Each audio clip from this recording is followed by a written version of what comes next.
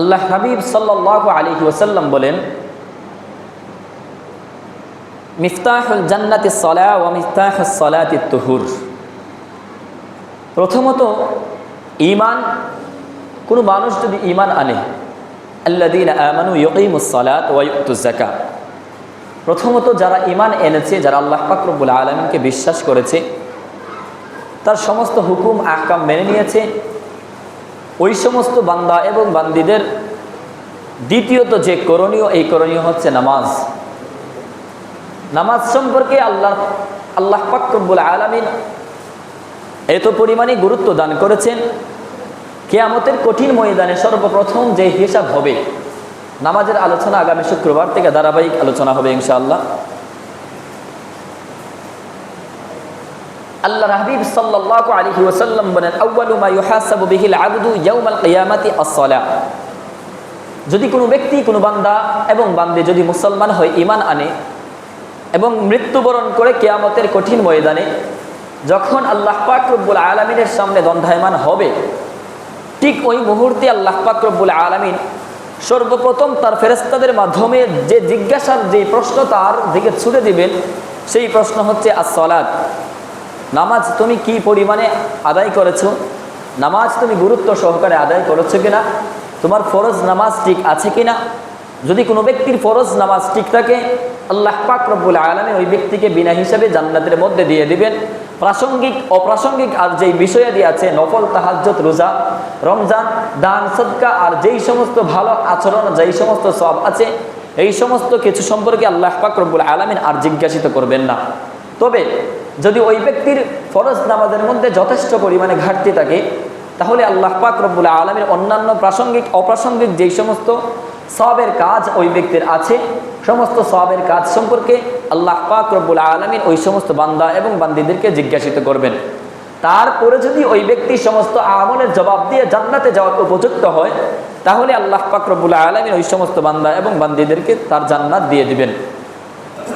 নামাজের গুরুত্ব এজন্য বললাম, মিফতাহুল জান্নাতিস সালাহ, জান্নাতের চাবি হচ্ছে নামাজ। যদি কোনো ব্যক্তি নামাজ পড়ে, তাহলে ওই ব্যক্তি জান্নাতে যাওয়ার যে দরজা, যেই তালা, এই নামাজের মাধ্যমে ওই ব্যক্তি জান্নাতে যাওয়ার যেই তালা আছে, এই তালা খুলতে পারবে। আবার আল্লাহর হাবিব সাল্লাল্লাহু আলাইহি ওয়াসাল্লাম এই হাদিসের শেষাংশে গিয়ে বলেন, ওয়া মিফতাহুস সালাতিত তুহুর, এবং নামাজের চাবি হচ্ছে পবিত্রতা। সুতরাং কোনো ব্যক্তি যদি জান্নাতে যেতে হয়, তাহলে ওই ব্যক্তির জান্নাতের চাবি হচ্ছে নামাজ, নামাজের চাবি হচ্ছে পবিত্রতা। বোঝা গেল নামাজের চেয়ে পবিত্রতার গুরুত্ব ওই ব্যক্তির কাছে বেশি। যদি কোনো ব্যক্তি পরিপূর্ণরূপে পবিত্রতা হাসিল করতে পারে, পবিত্রতা অর্জন করতে পারে, তাহলে ওই ব্যক্তির নামাজ সহিহ এবং শুদ্ধ হয়ে যাবে। যদি ওই ব্যক্তির নামাজ সহিহ এবং শুদ্ধ হয়ে যায়, পবিত্রতার মাধ্যমে যদি নামাজ পুঙ্খানুপুঙ্খানুভাবে ওই ব্যক্তি আদায় করতে পারে, তাহলে আল্লাহ পাক রব্বুল আলামিন ওই ব্যক্তির নামাজকে পরিপূর্ণভাবে গ্রহণযোগ্য হিসেবে গ্রহণ করবেন।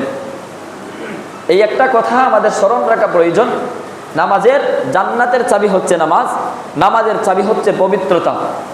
পবিত্রতা এত পরিমাণে গুরুত্ব, নামাজের ভেতরে এবং বাহিরের মধ্যে যেই সমস্ত ফরজগুলো আছে, এই সমস্ত ফরজগুলোর মধ্যে একটা হচ্ছে নামাজের জায়গা পাক, পবিত্রতা কাপড় পাক, শরীর পাক, কাপড় পাক, নামাজের জায়গা পাক। এক নম্বর, আপনার শরীর পাক এবং পবিত্র থাকতে হবে। যত ধরনের, যত প্রকারের, যত নাজাসাতে গালিজা, নাজাসাতে খলিফা, মানে ছোট নাপাকি বলেন, বড় নাপাকি বলেন, যেই সমস্ত খফিফা এবং গলিজা নাপাকিগুলো আছে, সমস্ত নাপাকি থেকে আপনার কাপড় চোপড়, আপনার পরিধান বস্তু, আপনার যেই জায়গায় আপনি সেজদা দিবেন ওই জায়গা এবং আপনার শরীর পরিপূর্ণভাবে পবিত্র থাকতে হবে।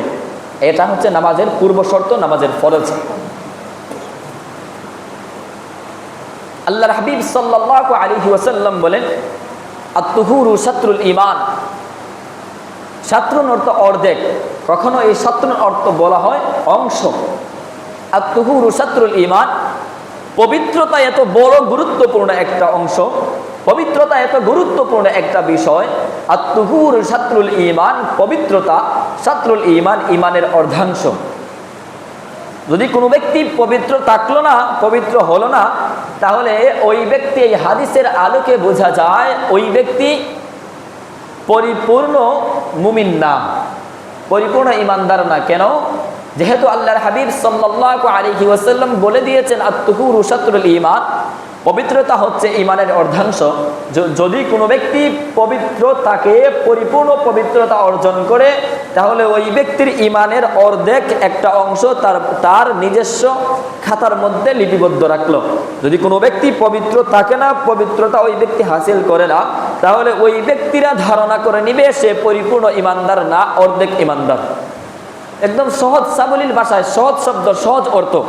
যদি কোনো ব্যক্তি আত-তুহুরু শাতরুল ঈমান, পবিত্রতা হচ্ছে ঈমানের অর্ধাংশ। আবার বলছি, পবিত্রতা হচ্ছে ঈমানের অর্ধাংশ। যদি কোনো ব্যক্তি পবিত্র থাকে, তাহলে ওই ব্যক্তি পরিপূর্ণ ঈমানদার। যদি কোনো ব্যক্তি পবিত্রতা হাসিল করে না, কাপড় পাক থাকে না, শরীর পাক থাকে না, যে কোনোভাবে ওই ব্যক্তি যদি অপবিত্র থাকে, তাহলে ওই ব্যক্তি অর্ধেক ঈমানদার। অপবিত্র অবস্থায় যদি ওই ব্যক্তি মৃত্যুবরণ করে, তাহলে পরিপূর্ণ ঈমানদার হিসাবে কাল কিয়ামতের কঠিন ময়দানে আল্লাহ পাক রব্বুল আলামিনের দরবারে ওই ব্যক্তির দণ্ডায়মান হওয়ার, ওই ব্যক্তির দাঁড়ানোর মতো সাহস নাই। দুইটা হাদিস থেকে শিখতে পারলাম, এক নম্বর, নামাজের চাবি হচ্ছে পবিত্রতা, এবং পবিত্রতা হচ্ছে ঈমানের অর্ধাংশ। দেখেন কি পরিমাণ গুরুত্ব, কি পরিমাণ মর্যাদা, কি পরিমাণ মাহাত্ম্য পবিত্রতাকে আল্লাহ পাক রব্বুল আলামিন দিয়ে দিয়েছেন। যেই সমস্ত বান্দা এবং বান্দিরা পবিত্রতা হাসিল করে, আল্লাহ পাক রব্বুল আলামিন ওই সমস্ত বান্দা এবং বান্দাদের প্রশংসা তার নিজের জবানের মাধ্যমে তিনি করেন। সূরা তাওবার এবং সূরা বাকারার মধ্যে আল্লাহ পাক রব্বুল আলামিন বলেন, নবী মুহাম্মদ সাল্লাল্লাহু আলাইহি ওয়াসাল্লাম যে সময় হিজরত করে মদিনার মধ্যে চলে যান, ওই সময় একটা জায়গায় তিনি বিরতি নেন। সর্বপ্রথম যেই মসজিদের মধ্যে তিনি জুমা আদায় করেন, সর্বপ্রথম যেই মসজিদ নির্মিত হয়, স্থাপিত হয়, সেই মসজিদের নাম হচ্ছে মসজিদে কুবা। ওই সময় সাহাবায়ে কেরামদের কাছে ওই পরিমাণ পানি ছিল না। আর আরব আমিরাতের মধ্যে যারা বসবাস করে, তারা শুকনো খাবার ভক্ষণ করত। শুকনো খাবার, রুটি, খেজুর, যেই যত ধরনের যত শুকনা খাবার আছে, ওই শুকনা খাবার তারা খাওয়ার কারণে তাদের যে পায়খানা, তাদের যে বাথরুম, তাদের যে ইস্তেঞ্জা, সব কিছু শক্ত থাকতো, যার কারণে শুধু ঢিলা এবং খুলুক ব্যবহার করার কারণেই, ব্যবহার করলেই তারা পুত পবিত্র হয়ে যেত। এরপরেও ওই সময় কুবার মধ্যে একটা গোত্র ছিল, যেই গোত্রের নাম হচ্ছে মসজিদে কুবার মধ্যে একটা গোত্র ছিল। এই গোত্রের মানুষ ঢিলা এবং খুলুক ব্যবহার করত। ব্যবহার করার পরেও তারা পানি ব্যবহার করত। ঢিলা কুলুক ব্যবহার তো করতই, ঢিলা কুলুক ব্যবহার করার পরেও তারা পবিত্রতাকে এত পরিমাণে গুরুত্ব দান করেছে যে তারা এই ঢিলা কুলুক ব্যবহার করার পরে তারা পানিও ব্যবহার করত।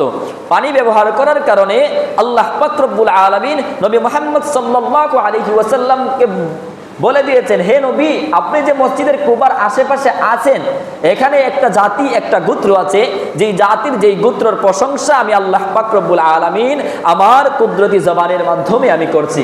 কি এবং গোত্র? ফীহি রিজালুন ইউহিব্বুনা আন ইয়াতাতাহহারু ওয়াল্লাহু ইউহিব্বুল মুতাহহিরিন। হে নবী, আপনি মসজিদে কুবার পাশে আপনি যাচ্ছেন, ওই জায়গায় আপনি বসবাস করবেন। এখানে কিছু লোক আছে, আমি আল্লাহ পাক রব্বুল আলামিন ওই সমস্ত বান্দা এবং বান্দীদেরকে আমার কুদরতি জবানের মাধ্যমে, আমার কুদরতি অন্তরের মাধ্যমে আমি তাদেরকে ভালোবাসি। নবী মুহাম্মদ সাল্লাল্লাহু আলাইহি ওয়াসাল্লাম মসজিদে কুবার পাশের মধ্যে গেলেন, যাওয়ার পরে সমস্ত জাতিদেরকে ঘোষণা করলেন। মসজিদে কুবার ওই সমস্ত যুবকদেরকে নবী মুহাম্মদ সাল্লাল্লাহু আলাইহি ওয়াসাল্লাম তাদের কাছে ডাকলেন। আসার পরে নবী মুহাম্মদ সাল্লাল্লাহু আলাইহি ওয়াসাল্লাম বললেন, তোমাদের কাছে কি এবং আমল আছে, কি এবং গুরুত্ব তোমাদের কাছে আছে যে আল্লাহ পাক রব্বুল আলামিন তার কুদরতি জবানের মাধ্যমে, তার কালামে পাকের মাধ্যমে তোমাদের প্রশংসা করেছেন, তোমাদেরকে ভালোবাসা, তোমাদের ভালোবাসার কথা আল্লাহ পাক রব্বুল আলামিন বলেছেন। তোমরা কি এমন আমল করো যার কারণে স্বয়ং আল্লাহ পাক রব্বুল আলামিন তার কুদরতি জবানের মাধ্যমে তোমাদের প্রশংসা করেছেন। ওই সমস্ত কুবার যাত্রীরা, কুবার বসবাসকারীরা আল্লাহ পাক রব্বুল আলামিনের ভালোবাসার বহির্প্রকাশে শুকরিয়া আদায় করে নবী মুহাম্মদ সাল্লাল্লাহু আলাইহি ওয়াসাল্লামকে বলল, ইয়া রাসূলুল্লাহ, ইয়া হাবিবাল্লাহ, আল্লাহ পাক রব্বুল আলামিন বলেছেন আমরা ইস্তিনজা করার পরে, বাথরুম থেকে আসার পরে যেন ঢিলা এবং খুলুক ব্যবহার করি। তবে আমাদের মনের মধ্যে সন্দেহ থেকে যায় যদি আমরা পরিপূর্ণ পবিত্র না হতে পারি।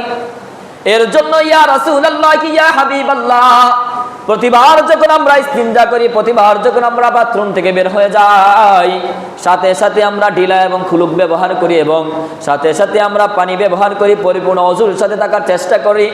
নবী মুহাম্মদ সাল্লাল্লাহু আলাইহি ওয়াসাল্লাম মুচকি হাসলেন, হা গা গা, সমস্ত আরবের মানুষেরা শুধু ঢিলা এবং কুলুপ ব্যবহার করে, তোমরা সাথে সাথে পানি ব্যবহার করো।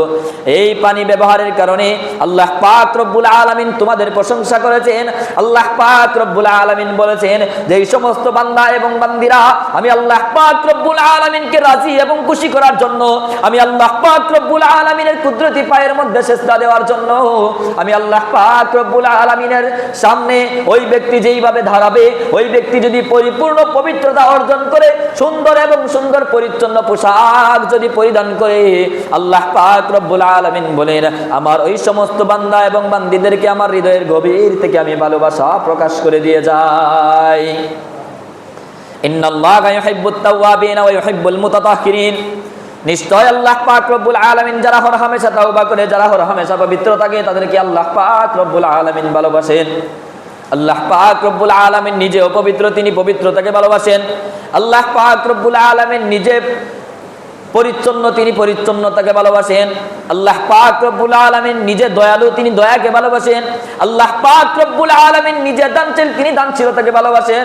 হাদিসের মধ্যে আল্লাহর হাবিব সাল্লাল্লাহু আলাইহি ওয়াসাল্লাম বললেন ইন্নাল্লাহা তাইয়্যিবুন ইউহিব্বুত তাইয়্যিবা, আল্লাহ পাক রব্বুল আলামিন পবিত্র, আল্লাহ পাক রব্বুল আলামিন উত্তম, তিনি উত্তমতাকে ভালোবাসেন। ইউহিব্বুন নাযীফুন ইউহিব্বুন নাযাফা, তিনি নিজে পরিচ্ছন্ন এবং যেই সমস্ত বান্দা এবং বান্দিরা পরিচ্ছন্ন থাকে তাদেরকেও তিনি ভালোবাসেন। কারীমুন ইউহিব্বুল কারামা, যারা মানুষের প্রতি অত্যাচার করে না, যারা মানুষের প্রতি জুলুম করে না, যারা মানুষের প্রতি দয়া করে, যারা মানুষকে সাহায্য সহযোগিতা করে, আল্লাহ পাক রব্বুল আলামিন বলেন আমি নিজে দয়ালু, যারা মানুষের কাছে মানুষের প্রতি দয়া করে, ওই সমস্ত বান্দা এবং বান্দীদেরকে আমি আল্লাহ পাক রব্বুল আলামিন ভালোবাসি। জাওয়াদুন ইউহিব্বুল জুদা, যারা নিজের যতটুকু খেতে পারে ততটুকু খেয়ে গরিব মিসকিনদেরকে সবসময় দান করতে পারে, দান করে আমি আল্লাহ পাক রব্বুল আলামিন যেহেতু অধিক পরিমাণে দানশীল, আমি দানশীলতাকে ভালোবাসি। নবী মুহাম্মদ সাল্লাল্লাহু আলাইহি ওয়াসাল্লাম এই হাদিস বর্ণনা করতে গিয়ে একবারে হাদিসের শেষে বলেন ফানাজিবু আফনিয়াতাকুম, যেহেতু আল্লাহ পাক রব্বুল আলামিন পবিত্র, পবিত্রতাকে ভালোবাসেন। আল্লাহ পাক রব্বুল আলামিন পরিচ্ছন্ন, পরিচ্ছন্নতাকে ভালোবাসেন। আল্লাহ পাক রব্বুল আলামিন দয়ালু, তিনি দয়াকে ভালোবাসেন। আল্লাহ পাক রব্বুল আলামিন দানশীল, তিনি দানশীলতাকে ভালোবাসেন। সুতরাং হে আমার সাহাবায়ে কেরামরা, আমি নবী মুহাম্মদ সাল্লাল্লাহু আলাইহি ওয়াসাল্লাম তোমাদেরকে আদেশ করলাম ফানাজিফু আফনিয়াতাকুম, নিজেদের কাপড় চোপড় পরিষ্কার রাখো, নিজেদের অন্তরকে পরিষ্কার রাখো, নিজেদের শরীরকে পরিষ্কার রাখো, যেই জায়গায় তোমরা সেজদা দিবে সেই জায়গাকে তোমরা পরিষ্কার রাখো। এমনকি যেই বাড়ির মধ্যে, যেই বাসার মধ্যে, যেই মহল্লার মধ্যে ফানাজিফু আফনিয়াতাকুম তোমরা বসবাস করবে, সেই বাড়ির চতুর্পাশ, চতুর্দিক, ঘর সহ, বাড়ি সহ সবকিছু তোমরা পরিষ্কার রাখো।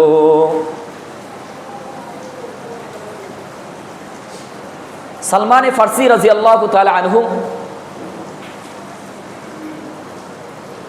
তিনি বয়স্ক, প্রায় 250 বছর তিনি বেঁচে ছিলেন।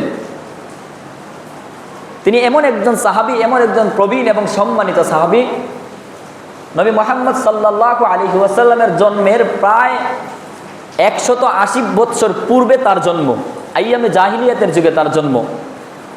তবুও সালমান ফারসি রাদিয়াল্লাহু তাআলা আনহু ওই সময় থেকে তার ইসলামের প্রতি, নবী মুহাম্মদ সাল্লাল্লাহু আলাইহি ওয়াসাল্লামের জীবনী যেহেতু তাওরাত, ইনজিল, জাবুরের মধ্যে ছিল, খ্রিস্টানদের যেই ধর্ম যাজক আছে, যারা পাদ্রী আছে, তারা নবী মুহাম্মদ সাল্লাল্লাহু আলাইহি ওয়াসাল্লাম যে শেষ নবী হিসেবে আগমন করবেন, তিনি আসার পরে সমস্ত অন্ধকারকে দূরীভূত করে তিনি যে দুনিয়ার মধ্যে ইসলাম প্রতিষ্ঠা করবেন, আলোয় আলোকিত করবেন, এই সমস্ত পড়া, এই সমস্ত ইঙ্গিত নবীর আগমনের পূর্বেই এই সমস্ত তাওরাত, জাবুর, ইনজিলের মধ্যে লিপিবদ্ধ ছিল।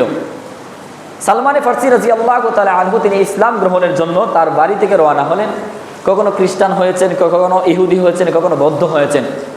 শেষ পর্যন্ত যখন তিনি নবী মুহাম্মদ সাল্লাল্লাহু আলাইহি ওয়াসাল্লামের দরবারের মধ্যে আসলেন, নবী মুহাম্মদ সাল্লাল্লাহু আলাইহি ওয়াসাল্লামের শরীরের মধ্যে বিভিন্ন যে আলামত ছিল তার এখানে মোহরে নবুয়ত ছিল। তারপরে হচ্ছে তিনি দানের যে সদকার যে মাল সামান আছে এই সমস্ত তিনি গ্রহণ করেন না। তারপরে হচ্ছে নবী মুহাম্মদ সাল্লাল্লাহু আলাইহি ওয়াসাল্লামকে যদি হাদিয়া উপঢৌকন দেওয়া হয় তা তিনি গ্রহণ করেন। এই সমস্ত আলামতের মাধ্যমে নবী মুহাম্মদ সাল্লাল্লাহু আলাইহি ওয়াসাল্লামকে তিনি নির্বাচিত করেন, তাকে শেষ নবী হিসেবে তিনি বিশ্বাস স্থাপন করেন। এরপরে নবী মুহাম্মদ সাল্লাল্লাহু আলাইহি ওয়াসাল্লামের উপরে ঈমান এনে তিনি মুসলমান হন।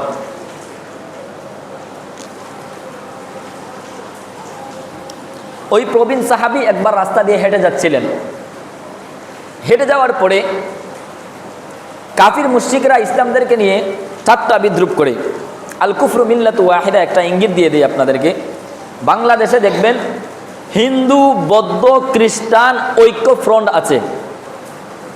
পৃথিবীর কোনো জায়গায় বাংলাদেশে বেশিরভাগ বসবাসকারী জাতি হচ্ছে চারটা। সংখ্যাগরিষ্ঠ হচ্ছে মুসলমান, সংখ্যালঘু হচ্ছে বৌদ্ধ, তারপরে হচ্ছে খ্রিস্টান, তারপর হচ্ছে হিন্দু। এই তিন গোত্র হচ্ছে সংখ্যালঘু, তারা হচ্ছে মুসলমান না, তারা কাফির। কিন্তু বাংলাদেশের মধ্যে তারাই বৈষম্যর যে স্লোগান দেয়, তারাই বিভিন্নভাবে এই প্রপাগান্ডা ছড়িয়ে দেয়। কিন্তু বাংলাদেশের মধ্যে হিন্দু, বৌদ্ধ, খ্রিস্টান ঐক্য ফ্রন্ট আছে, কিন্তু মুসলমানদেরকে তারা আলাদা খারিজ করে তারাই আলাদা করে দিয়েছে। বাংলাদেশ না, পৃথিবীর কোনো জায়গায় হিন্দু, বৌদ্ধ, খ্রিস্টান, মুসলিম ঐক্য ফ্রন্ট নাই। সুতরাং মুসলমানরা যথেষ্ট পরিমাণে দয়ালু, তো ওই সমস্ত মানুষেরা সবসময় মুসলমানদেরকে নিয়ে ঠাট্টা বিদ্রুপ করে। গতকালকে যে একটা রায় হলো সুরঞ্জিত সেনগুপ্ত হত্যা মামলার চেষ্টায়, মন্ত্রী যারা আছে আরিফ, বাবর, আরও যারা আছেন ওনাদের একদম বেকসুর খালাস হয়ে গেছে। একজন হুজুর আছে মাত্র, হাফিজ নাইম আবরার। একজন প্রায় 18 জনের মধ্যে 17 জনের সবার ফাঁসির রায় থেকে খালাস হয়ে বেকসুর খালাস হয়েছে। একজন হুজুর থাকার কারণে ওনার ফাঁসির রায় হয়েছে। এই হচ্ছে বাংলাদেশের বর্তমানের অবস্থা। শুধু মুসলমান আমরা, কিন্তু আমাদেরকে বেষ্টন করে রেখেছে অন্য কোনো জাতি, অন্য কোনো গোষ্ঠী, কলকাঠি অন্য কেউ নারে, আমরা শুধু ব্যবহৃত হচ্ছি। এই জিনিস আমাদের মাথার মধ্যে থাকার দরকার। যাই হোক, সালমান ফারসি রাদিয়াল্লাহু তাআলা আনহু একবার রাস্তা দিয়ে হেঁটে যাচ্ছিলেন। ওই সময় কাফির মুশরিকরা সালমান ফারসি রাদিয়াল্লাহু তাআলা আনহুকে জিজ্ঞেস করলো, ইন্না লানারা সাহিবাকুম ইউআল্লিমুকুম হাত্তা ইউআল্লিমুকুমুল খারাআতা। হে সালমান ফারসি, তোমরা কেমন নবীর উম্মত?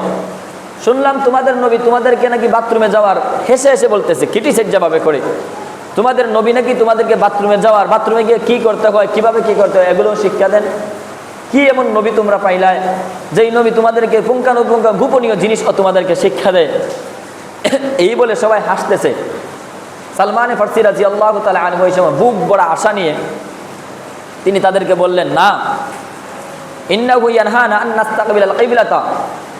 আমরা এমন নবীর উম্মত যেই নবী মুহাম্মদ সাল্লাল্লাহু আলাইহি ওয়াসাল্লাম আমাদের জন্ম থেকে নিয়ে আমাদের মৃত্যু পর্যন্ত প্রতিটা ছোট থেকে ছোট বিষয় আমাদেরকে তিনি শিক্ষা দেন। ইন্নাহু ইয়ানহানা আন নাস্তাকবিলাল কিবলা, তিনি আমাদেরকে শিক্ষা দেন আমরা যেন কিবলার দিকে মুখ করে যেন কেউ বাথরুম না করি, কাবা ঘরকে যেন আমরা সম্মান করি। তিনি আমাদেরকে এই আদেশ করেন, ওয়া ইয়াস্তাকবিলা আহাদুকুম, এবং আমাদের মধ্যে যারা বাথরুমের মধ্যে যায় তারা যেন পাথর ব্যবহার না করে, তারা যেন গোবর ব্যবহার না করে, তারা যেন হাড্ডি ব্যবহার না করে। এবং নবী মুহাম্মদ সাল্লাল্লাহু আলাইহি ওয়াসাল্লাম তিনি আমাদেরকে বলেছেন, লা ইয়াকফি আহাদুকুম দুনা সালাসাতি আহজারিন, যদি কোনো ব্যক্তি বাথরুমের মধ্যে যায় ওই ব্যক্তি যেন কমপক্ষে 3টা ঢিলা কুলুক ব্যবহার করে। এই বলে সালমান ফারসি রাদিয়াল্লাহু তাআলা আনহু গর্বের সাথে বলতেছেন, আমরা এমন নবী পেয়েছি যেই নবী আমাদেরকে গর্বের সাথে আমাদেরকে এমন কিছু শিক্ষা দেন, ইসলামের ছোট থেকে ছোট কোনো বিষয় তিনি ছাড় দেন না। যদি নবী মুহাম্মদ সাল্লাল্লাহু আলাইহি ওয়াসাল্লামের পরিপূর্ণ কথা মেনে আমরা চলতে পারি, আমাদের বিশ্বাস কাল কিয়ামতের কঠিন ময়দানে আল্লাহ পাক রব্বুল আলামিন আমাদেরকে বিনা হিসাবে জান্নাত দিয়ে দিবেন। ওযুর ফজিলত বর্ণনা করতে গিয়ে নবী মুহাম্মদ সাল্লাল্লাহু আলাইহি ওয়াসাল্লাম বলেন, ইযা তাওয়াদ্দাআল আবদুল মুমিনু ফাতামাদমাদা খারাজাতিল খাতায়া মিন ফিহি ফাইযা ইসতানসারা খারাজাতিল খাতায়া মিন আনফি। যদি কোনো বান্দা এবং বান্দি নামাজের আজান শোনার পর সাথে সাথে মসজিদের মধ্যে এসে যায়, মসজিদের মধ্যে আসার পরে যেই সময় ওই বান্দা এবং বান্দিরা অজুখানার মধ্যে গিয়ে অজু করা শুরু করে, ইযা তাওয়াদ্দাআল আবদুল মুমিনু ফাতামাদমাদা, যেই সময় অজু করা শুরু করে মাত্র কুলি করবে, গড়গড়া কুলি করবে। আল্লাহর হাবিব সাল্লাল্লাহু আলাইহি ওয়াসাল্লাম বলেন, নামাজ পড়ার জন্য পবিত্রতা হাসিলের জন্য ওই বান্দা যে ওযু করতে গিয়ে মাত্র খুলি করেছে, আমি আল্লাহ পাক রব্বুল আলামিন ওই ব্যক্তির মুখের মাধ্যমে যত গুনাহ হয়েছে সবকিছু একদম পুত পবিত্র করে মাফ করে দিয়ে দিব। ফাইদাস্তানসারা খারাজাতিল খাতায়া মিন আনফি, এবং যেই সময় ওই ব্যক্তি নাকের মধ্যে পানি দিবে, আল্লাহ পাক রব্বুল আলামিন ওই ব্যক্তির নাকের মাধ্যমে যেই সমস্ত গুনাহ সংগঠিত হয়েছিল সমস্ত গুনাহ মাফ করে দিবেন। ফাইদা গাসালা ওয়াজহু খারাজাতিল খাতায়া মিন ওয়াজহিহি হাত্তা তাখরুজা মিন তাহতি আসফারি আইনাইহি। ওই বান্দা যেই সময় ওযু করার মধ্যে তার মুখমণ্ডল ধৌত করবে, আল্লাহ পাক রব্বুল আলামিন তার মুখের মাধ্যমে যেই সমস্ত গুনাহ সংগঠিত হয়েছিল সমস্ত গুনাহ তিনি মাফ করে দিবেন। এমনকি তার চোখের পাতার নিচে যেই সমস্ত গুনাহ সংগঠিত হয়েছিল, চোখের মাধ্যমে যেই সমস্ত অসম্পূর্ণ জিনিস, যেই সমস্ত হারাম জিনিস যেই দিকে চাওয়া নিষেধ তা ওই ব্যক্তি দেখেছিল, চোখের পাপড়ির নিচে যেই সমস্ত গুনাহ আছে আল্লাহ পাক রব্বুল আলামিন এই সমস্ত গুনাহ তিনি মাফ করে দিয়ে দিবেন। ফাইদা গাসালা ইয়াদাইহি খারাজাতিল খাতায়া ইয়াদাইহি হাত্তা তাখরুজা মিন তাহতি আসফারি ইয়াদাইহি। বান্দা যখন হাত ধৌত করবে, আল্লাহ পাক রব্বুল আলামিন ওই ব্যক্তির হাতের মাধ্যমে যেই সমস্ত গুনাহ সংগঠিত হয়েছিল সমস্ত গুনাহ তিনি মাফ করে দিয়ে পৌত পবিত্র করে দিবেন। এমনকি হাতের নখের মাধ্যমে যেই সমস্ত গুনাহ সংগঠিত হয়েছিল ওই সমস্ত গুনাহ আল্লাহ পাক রব্বুল আলামিন মাফ করে দিবেন। ফাইদা মাসাহা ওয়াজহাহু ফাইদা মাসালা রাসাহু হাত্তা তাখরুজা মিন তাহতি আসফারি উযরাইহি। ওই বান্দা যেই সময় তার মাথা মাসাই করবে, আল্লাহ পাক রব্বুল আলামিন তার মাথার মাধ্যমে যেই সমস্ত গুনাহ সংগঠিত হয়েছিল সমস্ত গুনাহ তিনি মাফ করে দিবেন। এমনকি উযুনাইহি তার কানের মাধ্যমে, কানের ভিতরের মাধ্যমে যদি কোনো গান শুনে থাকে, এই গানের মাধ্যমে যদি কোনো গুনাহ হয়ে থাকে আল্লাহ পাক রব্বুল আলামিন এই গুনাহ মাফ করে পুত পবিত্র করে দিবেন। ফাইদা গাসালা রিজলাইহি খারাজাতিল খাতায়া মিন রিজলাইহি হাত্তা তাখরুজা মিন তাহতি আসফারি রিজলাইহি। বান্দা সর্বশেষ যখন তার পায়ের টাকনু পর্যন্ত দৌত করবে, আল্লাহ পাক রব্বুল আলামিন তার পায়ের মাধ্যমে যত গুনাহ সংগঠিত হয়েছিল সমস্ত গুনাহ তিনি মাফ করে দিয়ে দিবেন। এমনকি পায়ের নখের নিচে যেই সমস্ত গুনাহ ছিল এই সমস্ত গুনাহগুলো আল্লাহ পাক রব্বুল আলামিন মাফ করে ওই ব্যক্তিকে পুত পবিত্র করে দিবেন। সুম্মা কানা মাসরিগু ইলাল মাসজিদি ওয়া সালাতুহু নাফিলাতাল্লাহ। এবং ওই ব্যক্তি ওযুর মাধ্যমে যেই বান্দা গুনাহ করেছিল সমস্ত গুনাহ আল্লাহ পাক রব্বুল আলামিন মাফ করে দিবেন। ওযুর মাধ্যমে যেহেতু তার সমস্ত গুনাহ মাফ হয়ে গেছে, ওযুখানা থেকে বান্দা মসজিদের মধ্যে একবারে পুত পবিত্র করে আসবে। সুম্মা কানা মাসরিগু ইলাল মাসজিদি ওয়া সালাতুহু নাফিলাতাল্লাহ। ওই ব্যক্তি মসজিদে আসার পরে যেই সওয়াব কামাবে সবকিছু আল্লাহ পাক রব্বুল আলামিন ওই ব্যক্তির আমলনামার মধ্যে বোনাস হিসাবে লিপিবদ্ধ করে দিয়ে দিবেন। এই হচ্ছে পবিত্রতার গুরুত্ব, ফজিলত। পবিত্রতা আমাদের কতটুকু প্রয়োজন, পবিত্রতা আমাদের জীবনে কতটুকু প্রয়োজন, এই কিঞ্চিত পরিমাণের আলোচনা থেকে কতটুকু বুঝলেন, কতটুকু নিলেন। আল্লাহ পাক রব্বুল আলামিন আমাদেরকে বুঝার এবং আমল করার মতো তৌফিক দান করুন, বলি আমিন। পবিত্রতার বিভিন্ন স্তর আছে। পবিত্রতার বিভিন্ন স্তরের মধ্যে প্রথম নম্বর স্তর হচ্ছে আমার শরীরকে পরিপূর্ণভাবে পবিত্র রাখা। নাজাসাত দুই প্রকার, একটা হচ্ছে নাজাসাতে গলিজা আর একটা হচ্ছে খফিফা। খফিফা হচ্ছে ছোট নাপাকি, যে কিছু কিছু নাপাকিগুলো আছে এই নাপাকির মাধ্যমে শরীর যদি দৌত করেন, কাপড় দৌত করেন, পুত পবিত্র হয়ে যায়। তবে কিছু নাপাকি আছে যেই নাপাকির মাধ্যমে আপনার উপর গোসল ফরজ হয়ে যায়। এই জিনিসটা খেয়াল রাখা চাই। স্বামী স্ত্রীর যে মিলন আছে, তারপরে আরও বিভিন্ন যে কারণগুলো আছে, ফরজ গোসল যেই সমস্ত কারণে হয়, এই সমস্ত কারণে যদি কোনো ব্যক্তি ফরজ গোসল আদায় না করে তাহলে ওই ব্যক্তির শরীর পবিত্র হবে না। পবিত্র না হলে ওই ব্যক্তির আমল কোনো কিছু কবুল হবে না। আল্লাহর হাবিব সাল্লাল্লাহু আলাইহি ওয়াসাল্লাম বলেন, তাবলুগুল হিলিয়াতু মিনাল মুমিনি হাইতু ইয়াবলুগুল উদু। মানে ওই ব্যক্তি যদি ফরজ গোসল আদায় করে, মনে করেন হাতের আংটি আছে, নারীদের কানের মধ্যে দুল আছে, নাকের মধ্যে দুল আছে, কানের মধ্যে যেই রিং থাকে এই ছিদ্রের ভিতরেও পানি পৌঁছাতে হবে, নাড়াচাড়া করে পানি পৌঁছাতে হবে।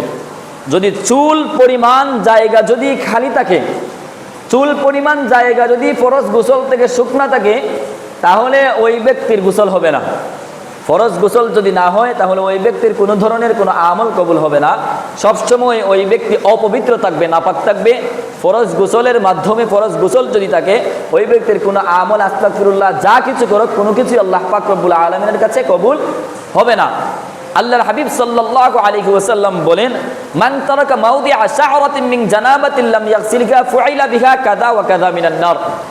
যেই সমস্ত বান্দা এবং বান্দিরা পরিপূর্ণভাবে পবিত্রতা হাসিল করে না, এই অবস্থায় যদি ওই বান্দা এবং বান্দিরা মৃত্যুবরণ করে, আল্লাহ পাক রব্বুল আলামিন ওই সমস্ত বান্দা এবং বান্দিদেরকে এভাবে শাস্তি দান করবেন।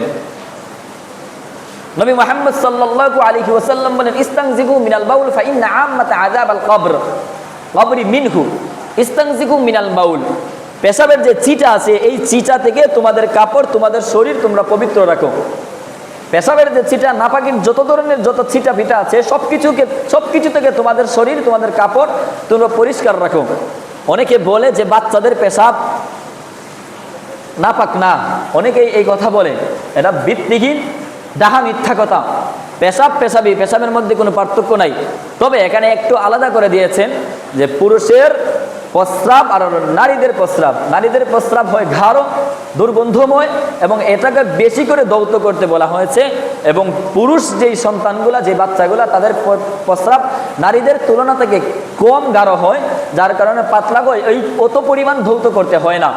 তবু আমাদের উচিত পবিত্রতা পরিপূর্ণ অর্জন করতে হলে নারী হোক পুরুষ হোক সবার প্রস্রাব থেকে বেঁচে থাকা দরকার। যদি লেগে যায় কাপড়কে পরিপূর্ণভাবে পবিত্র যেন আমরা করতে পারি। নবী মুহাম্মদ সাল্লাল্লাহু আলাইহি ওয়াসাল্লাম বলেন, তোমরা পেশাবের ছিটা থেকে বেঁচে থাকো, কেননা আল্লাহ পাক রব্বুল আলামিন বেশিরভাগ শাস্তি প্রদান করবেন একজন ব্যক্তি অপবিত্র থাকার কারণে। নবী মুহাম্মদ সাল্লাল্লাহু আলাইহি ওয়াসাল্লাম বলেন, হিনা মাররা বিকবরাইনি ইন্নাকুমা লা ইউআযাবানি ওয়া মা ইউআযাবানি ফি কাবীরিন আম্মা আহাদুকুমা ফাকানা লা ইস্তাতিরু মিনাল বাউল ওয়া আম্মাল আখিরু ফাকানা ইয়ামশি বিন নামিমা। এক সাহাবী নবী করিম সাল্লাল্লাহু আলাইহি ওয়াসাল্লামের সাথে যাচ্ছেন, তিনিও যাচ্ছেন। পথিমধ্যে তিনি দুইটা কবর পেলেন। কবরের পাশ দিয়ে তিনি যাচ্ছিলেন, যাওয়ার পরে তার কাছে ওহী আসলো যে এই কবরের মধ্যে আযাব হচ্ছে। নবী মুহাম্মদ সাল্লাল্লাহু আলাইহি ওয়াসাল্লাম আফসোস করলেন, হায়, এই সমস্ত যে দুই বান্দা এখানে শায়িত, তাদের কবরে তুচ্ছ একটা জিনিসের কারণে তাদের কবরের মধ্যে শাস্তি হচ্ছে, আযাব হচ্ছে। সাহাবী জিজ্ঞাসা করলেন, ইয়া রাসূলুল্লাহ, কোন কারণে তাদের কবরের মধ্যে আযাব হচ্ছে? নবী করিম সাল্লাল্লাহু আলাইহি ওয়াসাল্লাম বলেন, এমন কোন বড় কারণের জন্য তাদের কবরের মধ্যে আযাব হচ্ছে না যেই নিষিদ্ধ বিষয় থেকে তারা বেঁচে থাকার চেষ্টা করলে তারা পারত না। তুচ্ছ বিষয় কি? তারা প্রস্রাব করে পরিপূর্ণভাবে তাদের কাপড় পবিত্র রাখতো না, এবং তারা হামেশা তাদের একজন পবিত্র থাকতো না, আরেকজন নামিমা মানে সবসময় চুগলখুরির মধ্যে লিপ্ত থাকতো। একজনের বদনাম আরেকজনের কাছে দিত, একজনকে শুধু কিভাবে মানুষের বদনাম করা যায়, মানুষের সমালোচনা করা যায়, এর মধ্যে মত্ত থাকতো, যার কারণে তাদের কবরের মধ্যে আল্লাহ পাক রব্বুল আলামিন শাস্তি দিচ্ছেন। এই বলে নবী মুহাম্মদ সাল্লাল্লাহু আলাইহি ওয়াসাল্লাম একটা খেজুরের একটা কাঁচা ডাল আনলেন। কাঁচা ডাল আনার পরে তাদের কবরের পাশের মধ্যে রাখলেন, সামনে হিতানের তাদের মাথার দিকে রাখলেন। রাখার পরে বললেন, যতক্ষণ পর্যন্ত এই খেজুরের গাছ শুকায় নাই ততক্ষণ পর্যন্ত আল্লাহ পাক রব্বুল আলামিন তাদের কবরের মধ্যে শাস্তি দিবেন না। সাময়িক শাস্তি তিনি আল্লাহ পাক রব্বুল আলামিনের কাছে দোয়া করে তিনি বিরতি রেখেছেন। এই হাদিস থেকে বুঝলাম আল্লাহ পাক রব্বুল আলামিন যারা অপবিত্র থাকলে লস কি? অপবিত্র থাকলে আপনার কোনো নামাজ, কোনো রোজা, কোনো কিছু কবুল হবে না। কোনো কিছু কবুল না হওয়া এর মানে আপনার জাহান্নামে যাওয়া আপনার জন্য নিশ্চিত। অপবিত্র থাকা মানে কি? আপনি অর্ধেক ইমানদার, আপনি পরিপূর্ণ ইমানদার না, যেহেতু আত্মহুরু শাতরুল ঈমান, পবিত্রতা ইমানের অর্ধেক। নবী মুহাম্মদ সাল্লাল্লাহু আলাইহি ওয়াসাল্লাম বলেন, ইন্না উম্মতি ইউদআউনা ইয়াউমাল কিয়ামা গুররাম মুহাজ্জালিনা মিন আথারিল উযু। ইন্না উম্মতি, নিশ্চয় আমার উম্মত, ইউদআউনা ইয়াউমাল কিয়ামা, কিয়ামতের দিন তাদেরকে ডাকা হবে, গুররাম মুহাজ্জালিনা মিন আথারিল উযু, যে তাদের যে অজুর অঙ্গ প্রত্যঙ্গ আছে, এই অজুর অঙ্গ প্রত্যঙ্গগুলা কিয়ামতের কঠিন ময়দানে সমস্ত নবী রাসূলদের উম্মত এবং আমার উম্মতের মধ্যে যারা গুরুত্ব সহকারে অজু করেছে গুরুত্ব সহকারে পবিত্রতা হাসিল করেছে, তাদের অজুর অঙ্গ প্রত্যঙ্গকে আল্লাহ পাক রব্বুল আলামিন চিকচিক করবেন এবং সবসময় তাদের অজুর অঙ্গ প্রত্যঙ্গগুলা সূর্যের ন্যায় চন্দ্রের আলোর মতো চিকচিক চিকচিক করতে থাকবে। কিয়ামতের কঠিন ময়দানে তাদেরকে দেখেই চেনা যাবে। এরপরে নবী মুহাম্মদ সাল্লাল্লাহু আলাইহি ওয়াসাল্লাম বলেন, ফামানিস্তাতাআ মিনকুম আইয়ুতিলা হুররাতাহু ফালিয়াফআল। তোমাদের মধ্যে যাদের সামর্থ্য আছে, তোমাদের মধ্যে যারা পারো, তোমরা অজুকে বেশি বেশি করে গুরুত্বের সাথে অজু করো, অজু থাকলেও অজু করো, কেননা কিয়ামতের কঠিন ময়দানে এর ফজিলত থেকে কোনো ব্যক্তি যেন বঞ্চিত না হয়। বঞ্চিত হলে ওই ব্যক্তি হাউজে কাউসার থেকে বঞ্চিত হবে। পরবর্তী হাদিসের মধ্যে বলছি, নবী মুহাম্মদ সাল্লাল্লাহু আলাইহি ওয়াসাল্লামের এই ঘোষণার পরে সালমান ফারসি রাদিয়াল্লাহু তাআলা আনহু, উসমান গনি আরো কয়েকজন সাহাবী, যেহেতু অজুর ফরজ হচ্ছে আপনার কোনই পর্যন্ত হাত ধৌত করা, এরপরেও যেন বেশি করে হাত চিকচিক করে, হাত চিকচিক করে যেন নূরান্বিত থাকে হাত, এর জন্য কয়েকজন সাহাবী হাতকে এই পর্যন্ত ধৌত করতেন। নবীর ঘোষণা, নবীর আমলের কথা বলে দেওয়ার পরে সাহাবায়ে কেরাম এত পরিমাণে আবেগে আপ্লুত হয়ে গেছেন যে নবী সাল্লাল্লাহু আলাইহি ওয়াসাল্লামের সব কিছু তারা গুরুত্বের সাথে আদায় করতেন। আল্লাহ পাক রব্বুল আলামিন আমাদেরকে পবিত্রতার প্রতি পরিপূর্ণ গুরুত্ব দিয়ে পরিপূর্ণ পবিত্রতা আদায় করার তৌফিক দান করুন বলে আমিন। নবী মুহাম্মদ সাল্লাল্লাহু আলাইহি ওয়াসাল্লাম একবার কবরের পাশ দিয়ে যাচ্ছিলেন। যাওয়ার পরে কবরের পাশে, কবরের মধ্যে যেই সমস্ত বান্দা এবং বান্দিরা শায়িত আছেন, যেই সমস্ত মুমিনরা কবরের মধ্যে শায়িত আছেন, আল্লাহর হাবিব সাল্লাল্লাহু আলাইহি ওয়াসাল্লাম বলেন, আসসালামু আলাইকুম ইয়া আহলাল কুবুর। হে কবরবাসীরা, তোমাদের উপর শান্তি বর্ষিত হোক। তোমরা চলে গেছো, কিছুদিন পরেও আমরাও তোমাদের সাথে মিলিত হব। তবে নবী মুহাম্মদ সাল্লাল্লাহু আলাইহি ওয়াসাল্লাম বলেন, আমার বড় ইচ্ছা হয় আমার ভাইদের সাথে যেন আমার দেখা হয়। সাহাবায়ে কেরাম বলেন, ইয়া রাসূলুল্লাহ ইয়া হাবিবাল্লাহ, আমরা সাহাবায়ে কেরাম তো আপনাদের সাথে আছি, আমরা কি আপনাদের ভাই, আমরা কি আপনার ভাই নয়? নবী মুহাম্মদ সাল্লাল্লাহু আলাইহি ওয়াসাল্লাম বললেন না না না, তোমরা তো আমার সাহাবী। আমার ভাই হচ্ছে ওই সমস্ত আমার উম্মতরা যারা আমার পরে, আমার মৃত্যুবরণ করে, মৃত্যুর পরে কিয়ামতের আগ পর্যন্ত যারা দুনিয়ার মধ্যে আগমন করবে, সবাইকে নবী মুহাম্মদ সাল্লাল্লাহু আলাইহি ওয়াসাল্লাম ভাই বলে সম্বোধন করেছেন। নবী করিম সাল্লাল্লাহু আলাইহি ওয়াসাল্লাম নিজের কুদরতি, নিজের জবান মুবারকের মাধ্যমে আমাদেরকে ভাই বলে তিনি ঘোষণা করেছেন। কত মর্যাদা, কত গুরুত্ব, কত সম্মান তিনি আমাদেরকে দিয়েছেন। সাহাবায়ে কেরাম ওই সময় আরজ করলেন, ইয়া রাসূলুল্লাহ ইয়া হাবিবাল্লাহ, সমস্ত নবী রাসূলদের উম্মত কিয়ামতের কঠিন ময়দানের মধ্যে থাকবে, আপনার উম্মতদেরকে আপনি কিভাবে চিনবেন?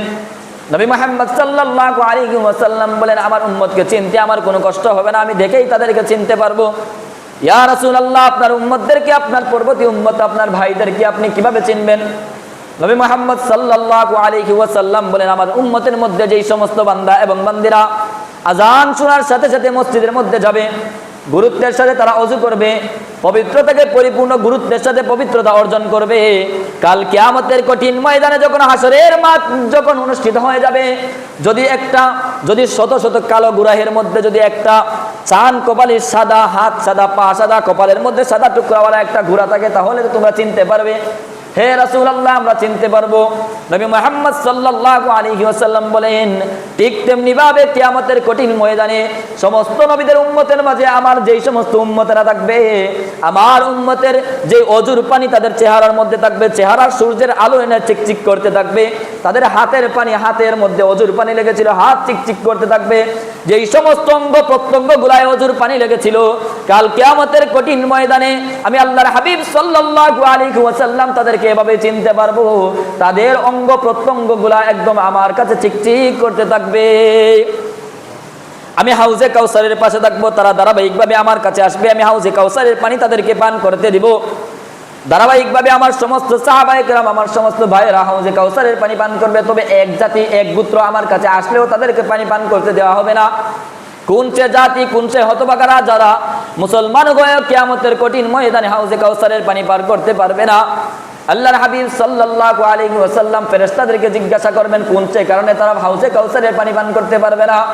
ফেরেশতারা ওই সময় জবাব দিয়ে, ইয়া রাসূলুল্লাহ ইয়া হাবিবাল্লাহ, আপনার এই সমস্ত জাতিরা আপনার উম্মত দাবি করেছে, তবে আপনি মৃত্যুবরণ করার পরে আপনার ইন্তেকালের পরে যেহেতু শরীয়ত আর নতুনভাবে আগমন করবে না, আপনি যা বলেছেন তাই তারা মানতে হবে। আপনি যেই শরীয়ত দিয়েছেন সেই শরীয়তের উপরই তারা আমল করার তাদের প্রয়োজন ছিল।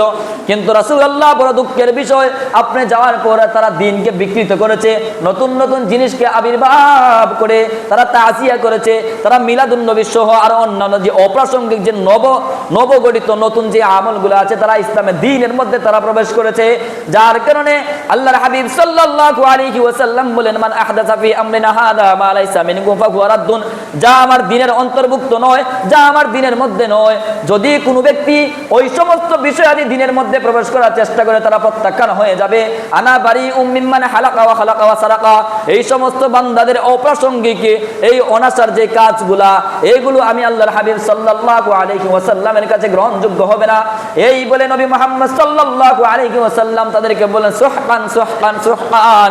আমি আল্লাহর হাবিব সাল্লাল্লাহু আলাইহি ওয়াসাল্লামের দ্বীনকে, ইসলাম ধর্মকে বিকৃত করার কারণে আজ আমার হাত মুবারকের কাছ থেকে তোমাদেরকে আমি হাউজে কাউসারের পানি দান করব না।